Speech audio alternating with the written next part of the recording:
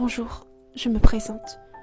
Je suis née dans une famille bourgeoise le 15 septembre 1890 à Torquay, dans le sud-est de l'Angleterre. J'ai une sœur, Margaret Freery Miller, et un frère, Louis Montant Miller. Ma mère, Clarice Margaret Bomer, est d'origine irlandaise, et mon père, Frédéric Alva Miller, est né aux États-Unis. J'ai vécu une enfance heureuse, apprenant à la maison et lisant des livres à foison dès l'âge de 4 ans. On peut dire que j'étais quelque peu timide et solitaire. Malheureusement, à 11 ans, tout bascule. Mon père décède. Je me mets à écrire des poèmes, des contes et des nouvelles, encouragés par ma mère. Les livres de ma bibliothèque m'inspirent beaucoup, dont ceux de Mary-Louisa Molesworth, Lewis Carroll ou encore Edward Lear. En 1910, avec ma mère, nous allons au Caire. Elle a quelques problèmes de santé et le climat de cette ville est le mieux pour elle. De retour en Angleterre, Margaret me fait découvrir les incroyables aventures de Sherlock Holmes et d'Arsène Lupin. Elle me pousse à écrire un roman policier et c'est ainsi que naît The Lonely Petite, dont l'intrigue se passe au Caire. Malheureusement, les éditeurs ne sont pas convaincus, comme bon nombre de mes écrits. Mais je n'ai pas encore dit mon dernier mot. En 1912, je me rends à un bal donné par Lord and Lady Clifford. C'est là-bas que je fais la connaissance du lieutenant Archibald Christie, un aviateur appartenant à la Royal Air Force. Nous nous plaisons, mais la Première Guerre mondiale est annoncée. Archie, je l'appelais ainsi, doit aller combattre pour la France.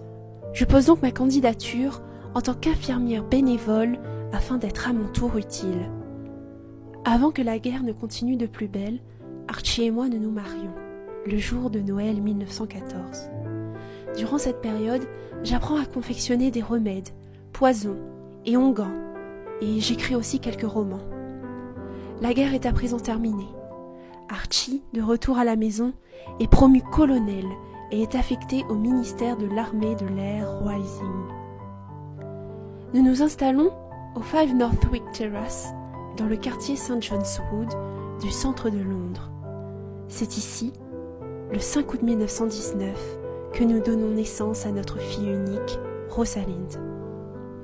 En 1920, Bodley Head, un éditeur, accepte enfin de publier mon premier roman, La mystérieuse affaire de Styles, qui met en scène pour la première fois Hercule Poirot. J'y ai signé un contrat m'engageant à publier 6 romans en étant mal rémunéré. Je prends donc un agent, Edmund Cork, qui me fera publier chez William Collins Sons. Je connais un succès incroyable, notamment par la publication du meurtre de Roger Ackroyd en 1926.